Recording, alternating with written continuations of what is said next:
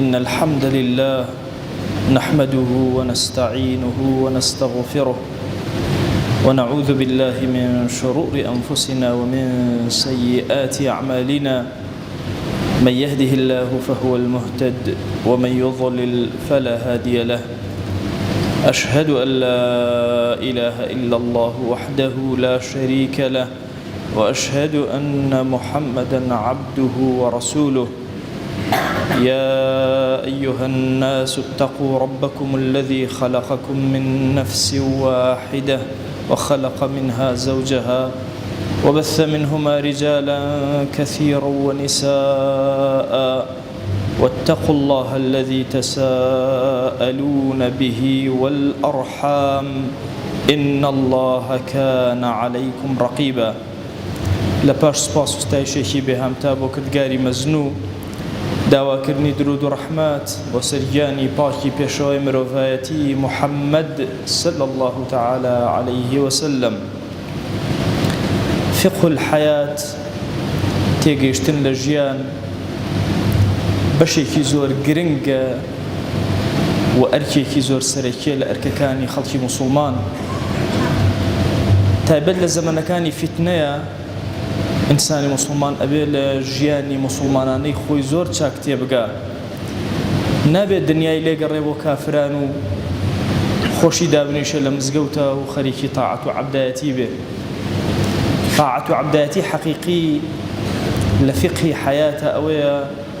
کە تۆ لە ناو مزگەوت و لە دەرەوەی مزگەوت کەسێکی مولتەزیم و کەسێکی پەیوەست بە دین و خواناسی و دینداریەوە بی. ئەصحابی پێغەمبەر صلی الله عليه وآله وسلم مەفهومی ئەمەیان زۆر باش کردبوو، بۆیە کاتێک کە فتنەکان بڵاو ئەبوونەوە ئەوان لە بەرامبەر فتنەکانە زۆر پارێزراو بوون، شوێن فتنەکان نەئەکەوتن، زمانی خۆیان لە فتنە وەرنەئەدا، دەستیان تێکەڵی فتنەکان نەئەکرد. جیهانی ئیسلامی هوشیار بوو ئەگەر کافران فێڵێک یا فتنەیەکیان هەڵبدایەتە ناو جیهانی ئیسلامیە و ناو موسڵمانانەوە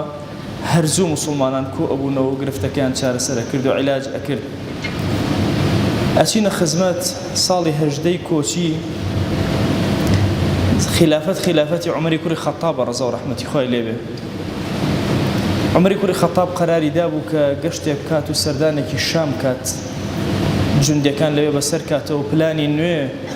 بۆ ئومەتی ئیسلامی دابڕژ. کاتێک کە ئیمامی عومەر ڕەزا و ڕەحمەتی خوای لێبێ کەوتە ڕێ، پێش ئەوەی بگاتە ناو شام و داخڵ بێ، ئەبا عوبەیدە بە خۆی و هەندێک لە جەیشەکەیەوە هات بەرەو پێشوازی. لە شوێنە گەیشتت بە یەکتر، لە دوای حەوانەوەیەک هەواڵیان بۆ هات کە وردەوردەوە تاعونی عەمواس بڵاو ئەبێتەوە لە ناو شامە. یەکەم تاعون و نەخۆشی گشتی بە ناو موسڵمانانە بڵاو ئەبێتەوە. ئیمامی عومەر ڕەزا و ڕەحمەتی خوای لێبێ زۆر ڕقی لە ئیختیلاف بوو، زۆر ڕقی لەوە بوو کەسێک بە پێچەوانەیی ئەمیری ئیمانداران قسە بکە. بۆیە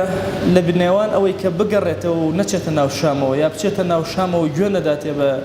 ئەم بەڵایی کە ڕووی کردوتە ئومەتی ئیسلامی، هات بڕیاری دا مشۆرەت کا بە هاوڵان. مهاجرینی کۆ کردەوە، پرسیاری لێکردن بگەڕێمەوە لەگەڵ ئەم بەقایە سەحابەکە لەگەڵ ماماون هەمویان هاتوون، ئەمانە بفەوتێنی تر کەس نامێنێ لەوانەیە کە پێغەمبەریان صلی الله عليه وسلم بینیوە، یانە بچمە ناو شامەوە گوێ نەدەمێ. اختلافیان بۆ دروست بوو، دوو ڕەئیەک گوتیان ئێمە خوا ئەمان پارێزی ئەچینە ناو شامەوە، ڕەئیەکی تریان وتیان بگەڕێرەوە چونکە ئەگەر ئێوە فەوتێن ئومەتی ئیسلامی ئەفەوتێ. لەبەرەوەی اختلافیان تیا دروست بوو، ئیمامی عومەر ڕەئی هیچیانی وەرنەگرت، فەرمووی ئەنسارم بۆ کۆکەنەوە. ئەنساریان بۆ کۆکردەوە، بە هەمان چەشن اختلاف لە بەینیانە دروست بوو. فەرمووی ئەمانیش لابرن. فەرمووی ئادەی ئەو پیرە مهاجرانەی کە سەرەتای کاری ئیسلامی دەستیان پێکردەوە و ماونەتەوە ئەوانم بۆ کۆکەنەوە. مەشایخی مهاجرین کۆبوونەوە پرسی پێکردن، هەمویان بە یەک دەنگ وتیان ئەی ئەمیری ئیمانداران بگەڕێرەوە، باش نییە لەوەی کە تۆ بچیتە ناو ئەم بەڵاو ئەم مصیبەتەی کە هاتووە، ئەوێ بگەڕێتەوە. ئیمامی عومەر لەبەرەوە هیچ اختلافێکیان تیا دروست نەبوو، ڕێی ئەمانی وەرگرت. فەرمووی بڕیار ئەدەین بە گەڕانەوە، بەیانی هەر هەموو ئەگەڕێنەوە هەندێک لەوانەی کە لێو بوون بەمە زۆر ناڕەحەت بوون حتى أبا عبيدة جراح فرموي أفرارا من قضاء الله أتى فراركي لقضاء خوا راكي فرموي أبا عبيدة قلت تو نبويتا وكسي كتير أبو إنجا علاج مأكد تو لقضاء خوا تيجيشتوي لبريالي خوا تيجيشتوي فرموي نعم بلى نفر من قضاء الله إلى قضاء الله من قدر الله إلى قدر الله لقدرك ودرس وقدرك كتير لبريارك خواسنا بريارك كتير أم فكري إمام عمر أم تيجيشني إمام عمر بير كرا ولا تأستي برزاي أمتي إسلامي أمر شلون بير أكاتو شلون لقدر كان در أتي وقدري تر إمام عمر وكاته أبا عبيدة بي الله أقربيته لدولك خدي أمد والله دوش ويني لبه يكان لورقايك زور باش به يكان بلور به آية واشتركانت أبيت كاميان بقدر إخوائي بيت أوشو يعني كتشاكا وشيري باشد أداتي بقدر إخواش أقر بيتي دخرابكو لو بي لورينو هيتش نداتي كابو قدر رب العالمين وهاد لناك كواز لوسيلة كان بيني أبي إنساني مسلمان تستيم بوسيلة كان بيت أبي وأسبابانا بكار بيني كمحمد المصطفى عليه الصلاة والسلام أمري بيكردون كم كاتا عبد الرحمن يكون عوف قرايا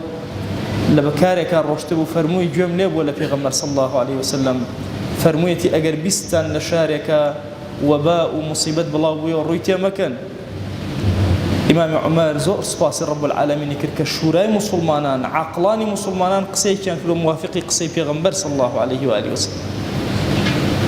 إما أمر للجهان إسلامية موجي كي زور خراب هزي كي زور نوازة شبرس عشوائية ركرة أمتي بيغمبر صلى الله عليه وسلم أولي الأمر عقل كان أمت نازن شون بير كنوا برواء كان زمانه كتيك وتوين أقل لتوركم الله كان اشتباو بهما قصيتي أكين هما سيري أكين هما لايكيبو أكين كومنتي لسر أنوسين قصي لسر أكين كأما صفة أمتي بيغمبر نبو صلى الله عليه وسلم هميشا عامتي مسلمان قصيان نكلو أبدا فقه جيان أمت في الله فقه جيان بيت الله أي مسلمان أبي وريابجي أبي همو كسي أمتي في غمر صلى الله عليه وسلم قصر لها مشتاق نكا أبي بزاني الزمن چه زمنك لكوا كاركي تو چون كاركي زمني چقسيك وچونا إمام ماوردي لأدب الدنيا والدين أفرمه ممكن أمتي إسلامي لشوينك زور بهيز بن باج لكافر بسنن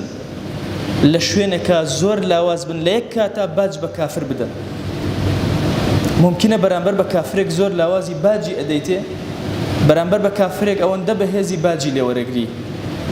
واتليك كاتا أمتي إسلامي دور رئيس زور جوازي وبيتشوانو أبي قبول يشكره ويو كسانك قالوا قول أبنه ولا فكري إسلامية تي أجن لو كأم همجي أمرك هاي لصاحي أمتي إسلامية همجك إسلامي نية فكرك إسلامي نية وتيك إسلامي نية كسي إسلامي تنها أمنية بيت شن كلمات يعني شن ديار ديك مسلمان يبيو بيت نخير أبي بزانة شون ما ملا أكل قال أمتي بيغمرها صلى الله عليه وسلم شون جيان لقل جورا بيواني أمتها بسر أبا شون بأدب أبي شون لقل اختلافها ما ملائكة شون لقل نوازلها ما ملائكة نوازلي واديت ألم زمنا أجل زمني أصحاب وبدأ صال بريار أنا أدرى تو دون ملك أخواني تو برياري لسر أدي قراري لسر أدي وأزاني تنها أو خوشة الراست أمتي في غمر صلى الله عليه وسلم في ويسي ببيدات شنو كي زور جورية تابل لكردستان الشباب كان ما نبي زور وريابن أو فتناني كدروس ابن العالم الإسلامي لجهاني إسلامية أو شرد النو كان كدروس ابن همويان دستيكي خفيلة بشتيانا ضلنيا بلا أو خزمتني بأمتي في غمر صلى الله عليه وسلم إما أمتي كين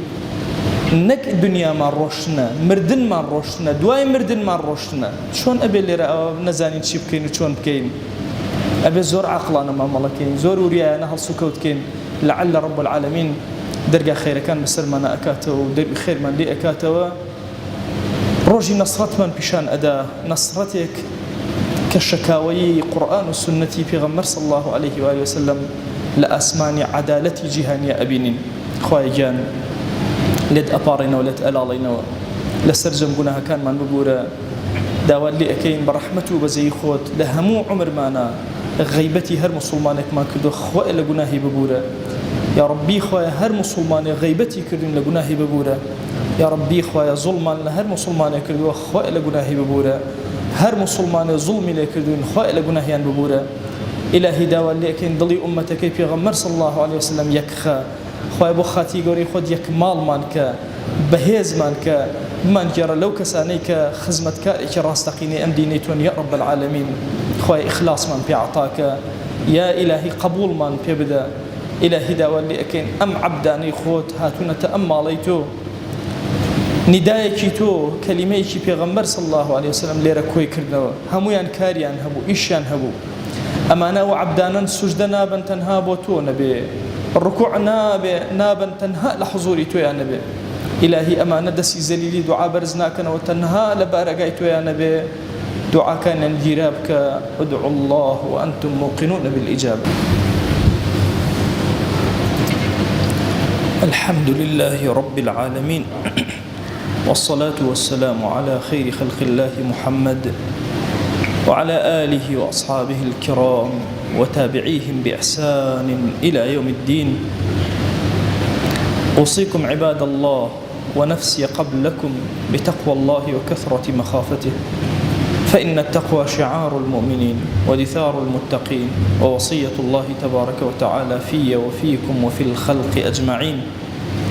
وشوي سكام پیغمبر خوای صلی الله عليه وسلم فرماوه اگر کسی وخوا اگر کش بو توش خیرش کرو یا نوش نجدینی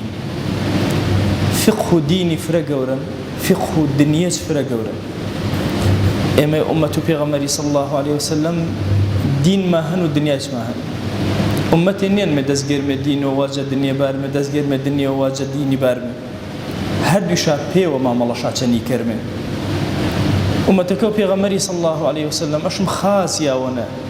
بتابتي جزمن وفتنة كان جيانش خازيا وابونا زانو معاملة تني أمتك تني كرو. أمتو بيغمري صلى الله عليه وسلم قربي و بيسيك جستي كانن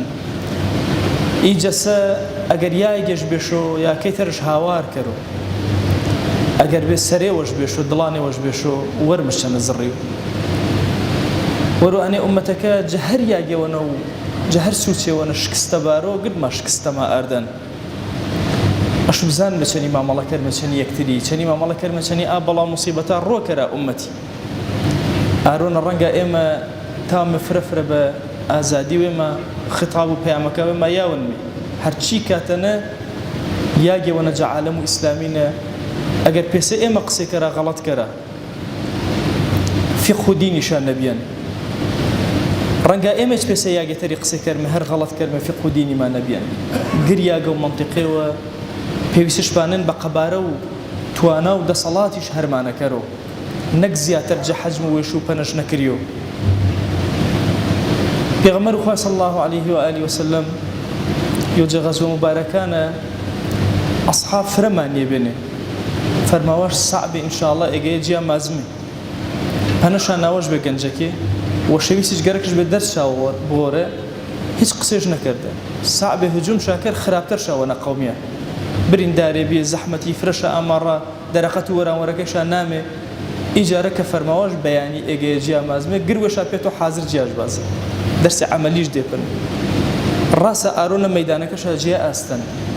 بلام صعب نجلاود لميدانك. أمتي بيغمري صلى الله عليه وسلم أمتي ونيا قركاتنا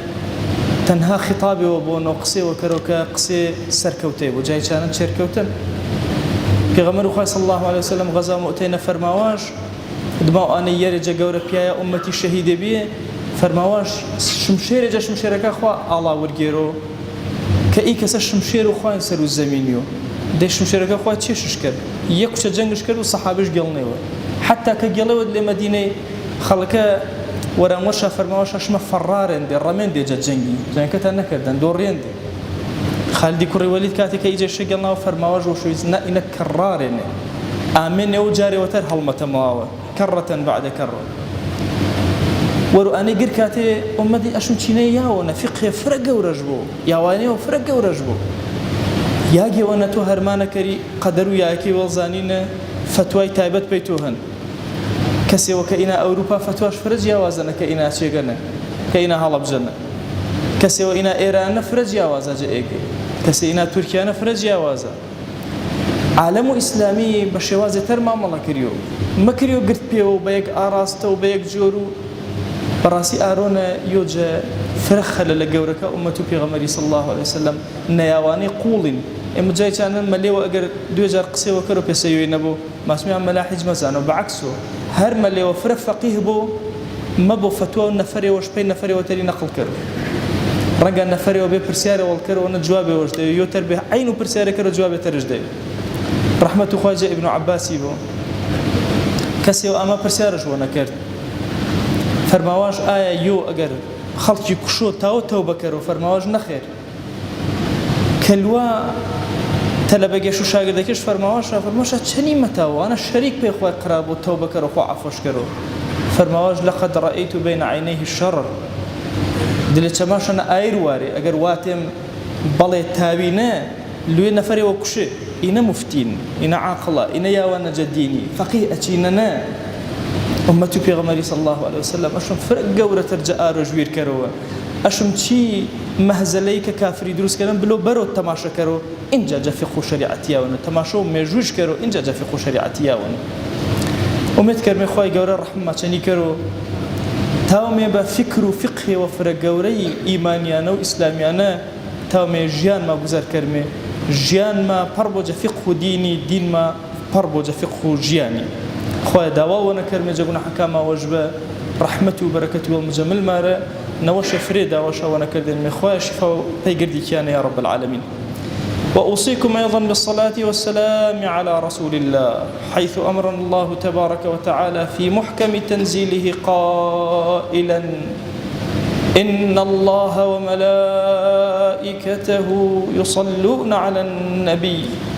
يا أيها الذين آمنوا صلوا عليه وسلموا تسليما اللهم صل على سيدنا محمد وعلى آل سيدنا محمد وبارك على سيدنا محمد وعلى آل سيدنا محمد كما صليت وباركت على إبراهيم وعلى آل إبراهيم إنك حميد مجيد اللهم اغفر للمؤمنين والمؤمنات وللمسلمين والمسلمات ولمن أنشأ هذا المكان اللهم أعز الإسلام والمسلمين وأهلك الكفرة والملحدين اللهم انصر من نصر الدين واخذل يا رب من خذل الإسلام والمسلمين اللهم آت نفوسنا تقواها فزكها أنت خير من زكاها أنت وليها ومولاها آمين آمين والحمد لله رب العالمين أقم الصلاة يرحمك الله